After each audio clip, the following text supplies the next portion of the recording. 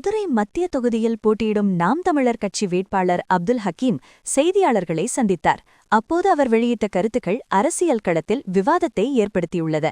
பெண்ணுக்கு மாப்பிள்ளை பார்க்கும்போது வேலை, குணம் என எப்படி விசாரிக்கிறோமோ அதேபோல் மக்கள் பணி செய்பவரா என்று வேட்பாளரை விசாரித்து வாக்களிக்க வேண்டும் என பொதுமக்களுக்கு வேண்டுகோள் விடுத்தார். கடந்த 10 ஆண்டுகளாக எம்எல்ஏவாக இருந்த பிடிஆர் பழனிவேல் தியாகராஜன் தொகுதிக்கு எதையும் செய்யவில்லை என்றும் தவேக வேட்பாளருக்கு அரசியல் ஞானமே இல்லை என்றும் சாடினார். வெற்றி பெற்றால் முன்னாள் அமைச்சர் செல்லூர் ராஜு பாணியில் தொகுதி மக்களுக்கு சுத்தமான காற்றை வழங்குவேன் என உறுதியளித்தார். இதற்காக அரசு நிலங்களில் கூட்டுக்காடுகளை உருவாக்கி இயற்கை முறையில் காற்றை சுத்திகரிக்கப் போவதாக தெரிவித்தார். மதுரை மீனாட்சியம்மன் கோவிலை சுற்றி உலகத்தரம் வாய்ந்த ஆன்மீக கட்டமைப்புகளை உருவாக்குவதே தனது இலக்கு என அவர் குறிப்பிட்டார்.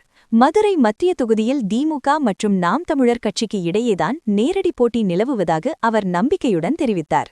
மக்கள் எங்களுடைய மாற்றத்தை விரும்புறாங்கன்னா மக்கள் ஏன் உங்களுக்கு வாக்கு கடந்த 2 முறை சட்டமன்ற உறுப்பினரா இந்த மத்திய தொகுதியில பிடிஆர் பழனிவேல் தியாகராஜன் ஐயா இருந்திருக்காரு. அவர் எதுவுமே செய்யல அப்படின்னு சொல்லி அவரே தன்மொழி வாய்மொழியால தெரிவிக்கிறாரு.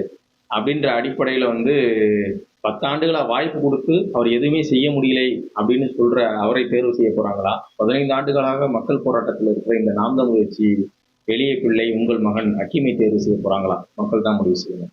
பெரிய குடும்ப பின்புலம் கொண்டவர் பிடிஆர். அவர் எதிர்த்து போட்டியிருக்கீங்க.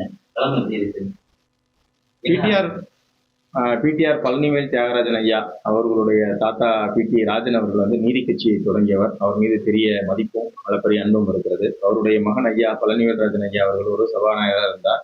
ஒரு பண்பாளர், நல்ல மனிதனை மிக்கவர். அவர்கள் 2 பேர் மீதும் ஒரு அளப்பரிய அன்பும் மரியாதையும் இருக்கிறது. அதில் எந்த மாற்று கருத்தும் கிடையாது. ஆனால் அவர்களுடைய வாரிசாக வந்த இவர் 10 ஆண்டுகளாக மக்கள் பணமே வாங்காம வாக்களிச்சும் அவர் எதுவுமே அவங்களுக்கு செய்ய முடியலன்னு 10 ஆண்டு கழித்து சொல்றாரு.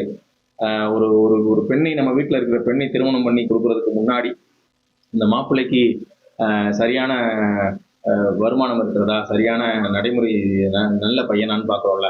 இந்த மாதிரி இந்த மக்கள் இந்த முறை 10 ஆண்டுகளா எதுவும் செய்ய முடியாம, ஒரு மாற்றத்தை எதுவுமே செய்ய முடியாம, மக்களுக்கான அடிப்படை வசதி கூட செய்ய முடியாத பிடிஆருக்கு வாக்களிப்பது தவறு.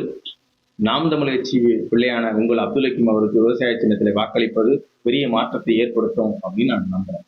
பிடிஆரை தவிர்க்கக்கூடிய 3 பேருக்கு புதிய வேட்பாளர்கள். இந்த புதிய வேட்பாளர்கள் குறித்து பிடிஆர் கேள்வி கேட்டா அப்படி ஒரு நபர் இருக்காங்களா, எனக்கு தெரியவே தெரியாதுன்றது பதில் சொல்றாங்க. அவர் இங்க இருக்கிறாரா ஜப்பான்ல இருக்காருன்னு அவர்கிட்ட தான் கேட்கணும். மக்களோட எதிர்பார்ப்பு குறைய அதிகமா பண்றாங்க. அதான் மத்திய தொகுதியே குறையா இருக்கு.